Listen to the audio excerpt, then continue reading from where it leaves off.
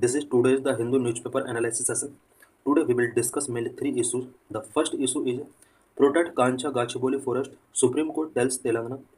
And the second issue is related to a new species of frog found in Assam. And the third issue is Beijing India report as milestone and opportunity. So let's discuss all the issues in detail. What is big decision of Supreme Court on Kancha Gachibowli forest dispute? Kancha Gachibowli forest dispute पर recently supreme court का एक decision आया है। वो decision क्या है उससे related हम इस इशू के अंदर कुछ डिस्कशंस करेंगे। Protect Kancha Gachibowli forest supreme court tells Telangana. Supreme court ने तेलंगाना गवर्नमेंट से कहा है कि कांचा गाचीबोली फॉरेस्ट को प्रोटेक्ट किया जाए। The student of the university of Hyderabad at Gachibowli have been protested due to auction of 400 acre land parcel known as Kancha Gachibowli. University of Hyderabad के कुछ स्टूडेंट ने यहाँ पर कुछ प्रोटेस्ट स्टार्ट किए हैं बिकॉज कांचा गाचीबोली के अंदर आने वाले कुछ लैंड पार्सल का अबाउट 400 एकड़ लैंड पार्सल का यहाँ पर गवर्नमेंट ने ऑक्शन स्टार्ट किया है।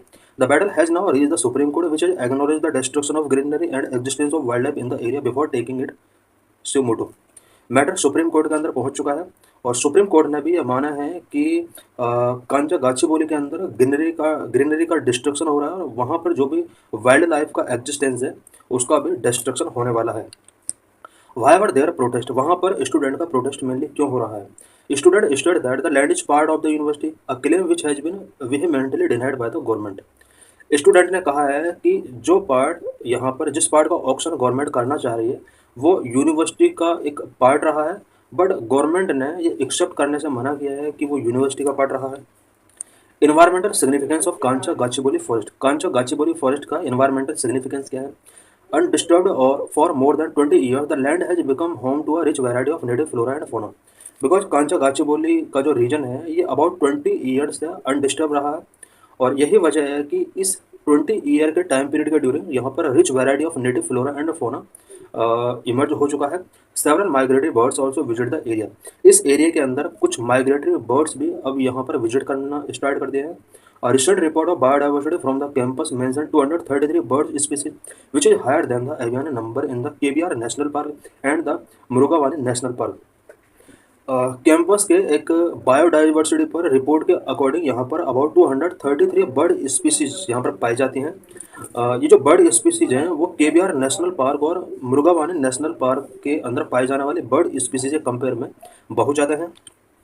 It also cited Murickia hyderabadiensis, a unique spider which is endemic to the Kancha Gachibowli forest and found nowhere else. Kancha Gachibowli forest के अंदर एक यूनिक स्पाइडर स्पीसीज यहाँ पर मिलती है, मुरिक्या हैदराबादिनेसिस। ये एक स्पेशल स्पीसीज है जो कि वर्ल्ड में कहीं नहीं मिलती है, ओनली कांचा गाचीबोली फॉरेस्ट में ही मिलती है। The document also list at this 3 reptiles and 27 bird species which are mentioned in Schedule 1 of the Wildlife Protection Act 1972, indicating their vulnerability and need for highest protection besides 72 species of tree diversity. एक report के according इस reason के अंदर 3 reptiles 27 bird species यहाँ पर पाई जाती हैं और ये जो रेप्टाइल एंड 27 बर्ड स्पीसीज हैं ये वाइल्ड लाइफ प्रोटेक्शन एक्ट 1972 के शेड्यूल 1 के अंदर इनको मेंशन किया गया है। इसका मीनिंग ये हुआ कि अगर कांचा गाचीबोली फॉरेस्ट को इस तरह से डिस्ट्रॉय किया जाता है तो इन सभी स्पीसीज का यहाँ पर डिस्ट्रक्शन होने वाला है। गवर्नमेंट को चाहिए कि इन सभी स्पीसीज को हायर प्रोटेक्शन दिया जाए। Recently, a new frog species found in Assam Garbhanga Reserve. Why news? A study in Assam has led to the discovery of a new frog species, Leptobrachium aryathium. It is named after Arya Vidyapith College in Guwahati. एक study के according Assam में एक new frog species का यहाँ पर discovery हुआ है जिसका नाम लेप्टोब्राफियम आरियटियम है और इसका जो नेम गिवन किया गया है वो गुवाहाटी में आर्य विद्यापीठ कॉलेज के नाम पर गिवन किया गया है। About leptobrachium aryatium species of frog has been identified in the Garbhanga forest reserve. ये जो स्पीसीज है फ्रॉग का वो गारबंगा रिजर्व फॉरेस्ट के अंदर पाया जाता है। डिस्टिंक्टिव फीचर्स इसके क्या क्या है? फेरी ऑरेंज एंड ब्लैक आइज है इसका एंड थ्रोट की अगर बात की जाए तो एक यूनिक रेक्टिकुलेटेड थ्रोट पैटर्न है and smooth rhythmic call at dusk, ये इसके कुछ डिस्टिंक्टिव फीचर्स हैं। This frog was first identified in 2004 as leptobrachium smithi but recent molecular and morphological studies confirmed it as a new species. इस frog species का जो first time इसको identify किया गया था 2004 में, इसको आइडेंटिफाई किया गया था as a leptobrachium smithi. But recent molecular and morphological studies के अकॉर्डिंग ये अभी एक न्यू स्पीसीज यहाँ पर फाइंड की गई है। The genus Leptobracum, consisting of about 38 species of stocky frogs with broad heads, short hind limbs, and distinctive colored eyes, is found across southern China, India, and Sunda Self and Philippines.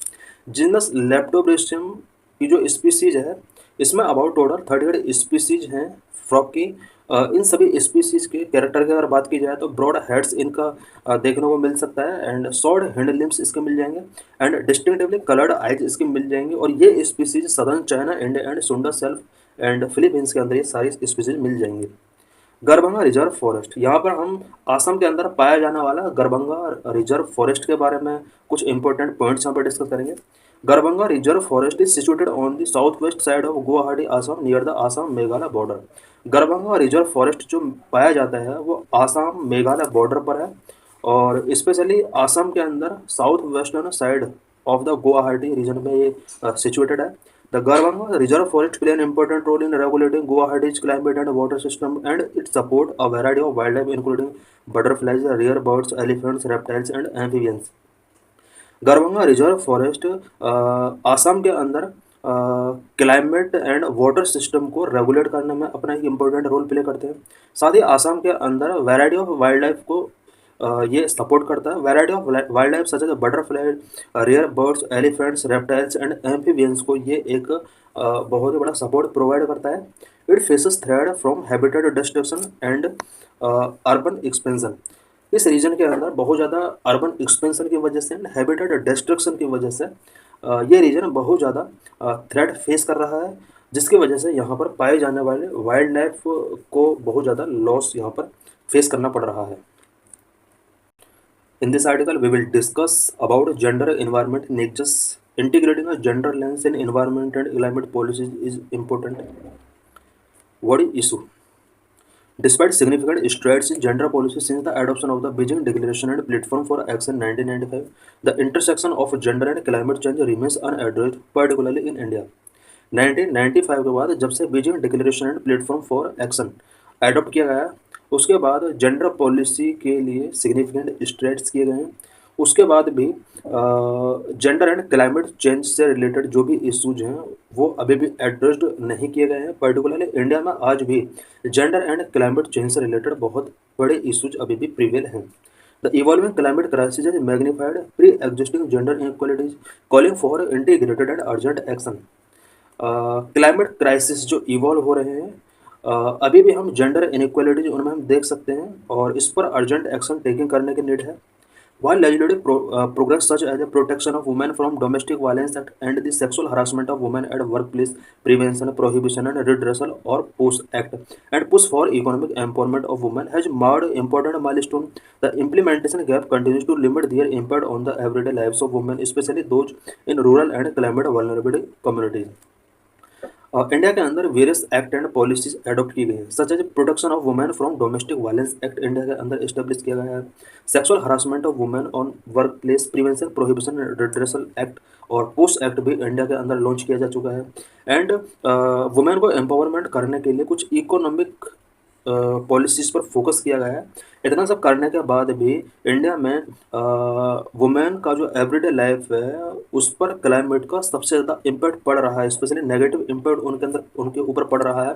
The climate gender nexus women specially in rural areas bear the climate impact due to unequal access to resources, lower decision making power and disproportionate burden of work care work. Rural areas के अंदर जो women है इन्हें इनके ऊपर सबसे ज़्यादा climate impact पड़ता है, बिकॉज रिसोर्सेज तक इनका अनइक्वल एक्सेस है, एंड डिसीजन मेकिंग पावर काफ़ी कम इन्हें गिवन किए गए हैं, एंड केयर वर्क का बर्डन सबसे ज़्यादा वुमेन के ऊपर ही आता है। Climate induced stress such as extreme heat, droughts, and flood insecurity contribute to health complications, including malnutrition, infertility, anemia, and menstrual health concern. Climate induced stressors जितने भी हैं such as extreme heat, drought and food security, ये सब women की health को affect करते हैं, और साथ ही male nutrition, infertility, anaemia, menstrual health concern इससे रिलेटेड रेज होते हैं। Studies indicate that temperature rise correlate with higher incidences of intimate partner violence, with sexual violence by 7.3% and physical violence increasing by 8% for every 1 degree Celsius rise। एक study के according अगर 1 degree Celsius temperature rise होता है, women का sexual violence 7.3% तक increase हो जाता है। इट मीन्स मैन के द्वारा वुमेन के अगेंस्ट किया जाने वाला सेक्सुअल वायलेंस 7.3% तक बढ़ जाता है। एंड फिजिकल वायलेंस की अगर बात की जाए तो ये 8% तक इंक्रीज हो जाता है ओनली 1 डिग्री टेम्परेचर के इंक्रीज होने से। Climate policies are lack of women, only 6% of such policies even mention women. Climate policies जितनी भी बनाई जाती हैं उनमें वुमेन का पार्टिसिपेशन बहुत ही लो है। अभी तक जितनी भी पॉलिसीज वुमेन क्लाइमेट से रिलेटेड मेकिंग की है, ओनली 6% ही वुमेन का पार्टिसिपेशन इन पॉलिसीज में देखा गया है। वुमेन है जो climate leaders and adaptation agents. Women climate leaders किस तरह से हम इन्हें बना सकते हैं? Women are not just victims of climate change, they are also key to its solution. Women climate change की सिर्फ विक्टिम ही नहीं है, वो इसके सॉल्यूशन के तौर पर भी वर्क कर सकती है।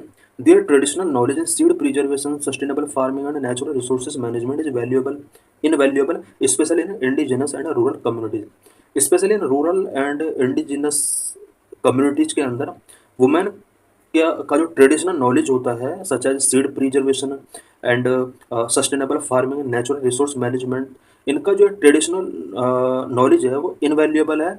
Across India women's collectives play pivotal role in food security, disaster response and ecosystem preservation. India के अंदर वुमेन कलेक्टिवली अपना एक पिवोटल रोल प्ले करते हैं इन food security, disaster response and ecosystem preservation. Policy gap and the need for reform. In advocate gender integration in climate planning. Climate planning में women का जो role है या पार्टिसिपेशन है वो बहुत कम है। One of the most concerning issue is the insufficient inclusion of gender perspective in climate action planning. Climate action planning में अभी भी जेंडर पर्सपेक्टिव का जो इंक्लूजन है वो इनसफिशिएंट है। Only a small fraction of climate policies globally and even in India mention women. Existing national and state level climate plans priorities infrastructure and technology found solutions such as clean energy and sustainable transport without how these initiatives impact or empower women। India और पूरे world के अंदर आज भी climate policies में women का जो participation है वो बहुत कम रखा गया है और वुमेन को जहां एम्पावर किया जाना चाहिए था वहां एम्पावर नहीं किया जा रहा है। Gender insensitive climate budgeting. Budgeting की अगर बात की जाए तो जेंडर सेंसिटिव बजट पास नहीं किए जा रहे हैं। Another major gap lies in the climate finance. Budget allocated for climate action frequently lack gender budget mechanism। Climate finance में भी एक मेजर गैप है। जब भी क्लाइमेट एक्शन के लिए बजट एलोकेट किया जाता है तो वहाँ पर जेंडर बजट मैकेनिज्म का लैक होता है। Funds either overload women's need और are directed through women without empowering them. जो भी फंड पास किया जाता है किसी भी कंट्री के अंदर वहाँ पर वुमेन की नीड को ओवरलुक किया जाता है और वुमेन को एम्पावर करने के लिए इस बजट के अंदर किसी भी टाइप के प्रोविजन नहीं होते हैं। Climate budget at national and local levels must be gender responsive and gender audited.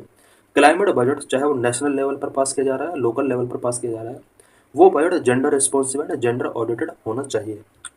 The Beijing India Report 2024, which marked 3 decades since the adoption of the Beijing Declaration, also reflected this shortfall।